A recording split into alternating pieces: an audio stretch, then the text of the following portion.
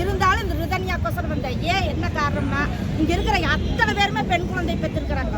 யாருமே பிள்ளை இல்லாமல் ஸ்டாலின் அவர்களுக்கே பெண் குழந்தை, கனிமொழி ஒரு பெண், ஜெயலலிதாமா ஒரு நாட்டைவே ஆண்டுட்டு இருந்தது, இந்திரா காந்தி அம்மையார் ஒரு நாட்டைவே ஆண்டுட்டு இருந்தாங்க.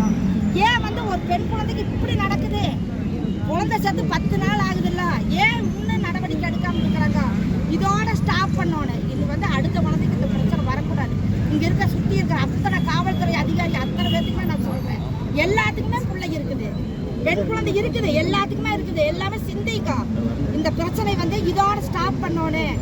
இனி இது வரக்கூடாது அப்படின்னு முதலமைச்சர் அவர்களை இங்க இருக்கிற அத்தனை பேருடைய சார்பில் அவரை நான் ரொம்ப தாழ்மையா கேட்டுக்கிறேன். உங்க கவனத்துக்கு இதுக்கு வந்ததோ வரலையோ அது தெரியல. நீங்க பாருங்க, செல் எடுத்து பாருங்க, மக்கள் பிரச்சனை பாருங்க. ஏன் இந்த குழந்தை ஒரு பெண் குழந்தையா முன்னிறுத்தி எந்த பிரச்சனையானாலும் ஒரு குழந்தைய ஒரு பொட்டை பிள்ளை கூப்பிட்டு ஒரு கையில கொடுக்குறாங்க. அப்படி ஒரு புனிதமா இருக்கிற நம்ம தமிழ்நாட்டில் ஏன் பெண் குழந்தை சேர்த்து 10 நாள் ஆகுது? அந்த புள்ள எத்தனை கனவுகளோட அந்த வீட்டுக்கு போயிருப்பா, எத்தனை ஆசைகளோட போயிருப்பா புள்ள.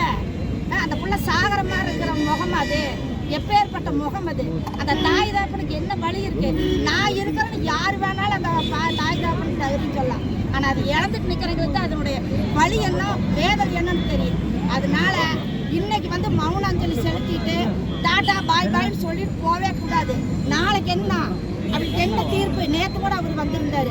யாருக்கு அவரு? தேவார் பொன்மாணிக்கு பேர் வந்தாரு. இன்னும் நிறைய வானதி சீனிவாசன் அவர்கள் நிச்சயமா வரணும்.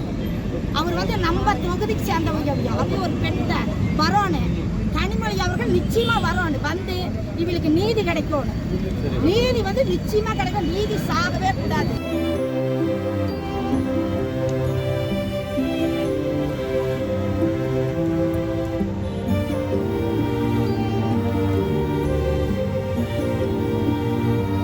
காவல்துறையில் இதுக்கான நடவடிக்கை எடுப்பாங்க. அது மட்டும் இல்லாம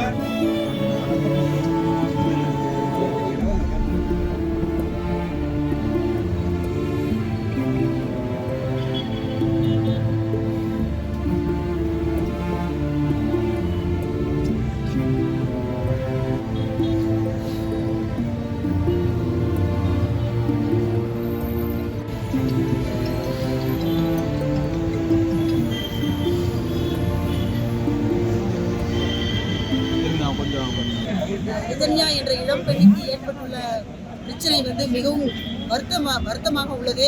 இதில் நாம் பெண் குழந்தைகளுக்கு ஏதோ கல்வியை கற்றுக் கொடுத்தோம், பொருளாதார சூழ்நிலை மேம்பட்டுள்ளது சமுதாயம் என்று இனிமேல் எல்லா பிரச்சனையும் குழந்தைகள் தப்பிச்சு வெளியே வந்துட்டாங்க நம்ம நினைச்சிட்டு இருக்கோம். இந்த ரிதன்யாவுக்கு பிரச்சனை யோசிக்கிறப்ப இன்னும் சமுதாயத்தில் நிறைய மாறுதல் வரணும், பெண்கள் இன்னும் ரொம்ப நல்லா தெளிவாக இருக்கணுங்கிற முடிவுக்கு மறுபடியும் அந்த பயம் பின்னோக்கி போகுது மனசு கேட்குறேன். அதுக்காக மெயினாக நாங்கள் எல்லாருமே வந்திருக்கோம். தயவுசெய்து நம்ம பெண்கள் எல்லாரும் எந்த சூழ்நிலையும் நம்ம மேலே தப்பே இருந்தாலும் குழந்தைங்க தாய் தப்புங்கிட்ட சொல்லிடுங்க. உங்கள் பின்னால் நாங்கள் எல்லாருமே இருக்கோம்.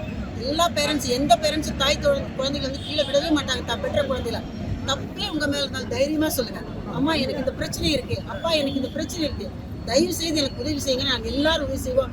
இந்த மாதிரி ஏதாவது ஒரு முடிவை எந்த சூழ்நிலையிலும் தயவு செய்து யார் எடுத்துடாதீங்க. அதுக்காகத்தான் உங்களுக்கு நாங்கள் கல்வி கற்றுக் கொடுக்குறோம், நல்ல சமுதாயத்தை உங்களுக்கு எக்ஸ்போஸ் பண்ணுறோம். ஒரு சில அசம்பாவிதங்கள் இந்த மாதிரி நடக்கிறப்ப நீங்கள் முதல்ல உங்களை நீங்கள் காப்பாற்றிக்கணும். அந்த தைரியம் உங்களுக்கு பின்னால் நாங்கள் எல்லாரும் இருக்கோம். முதல்ல உங்கள் தாய் தோப்பன் இருக்காங்க, உங்கள் தாய் தோப்பன் இருக்காங்களா, சமுதாயமாக நாங்கள் எல்லாரும் இருக்கோம். அதனால் எல்லா பெண் குழந்தைகளும் தயவு செய்து சுய தன்னம்பிக்கையுமே சுய நோக்கத்தையும் தைரியமாக வளர்த்துக்கங்க. யாரும் எந்த சமயத்துலையும் தப்பே உங்கள் மேலே இருந்தாலும் தயவு செய்து கோலையாயிராதீங்க யாருமே. அதான் நான் உங்களுக்கு சொல்றதெல்லாம்.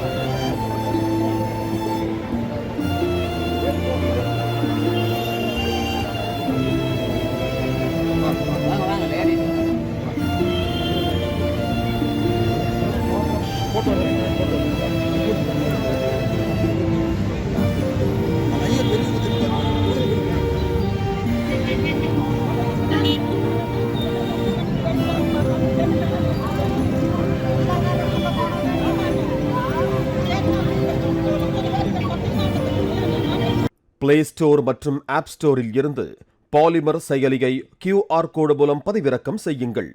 செய்திகளை உடனுக்குடன் பெறுங்கள்.